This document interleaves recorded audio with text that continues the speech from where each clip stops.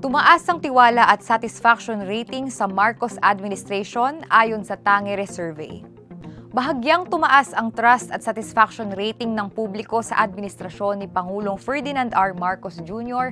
batay sa pinakahuling nationwide survey ng Tangere na isinagawa noong Hunyo 23 hanggang 27, 2026.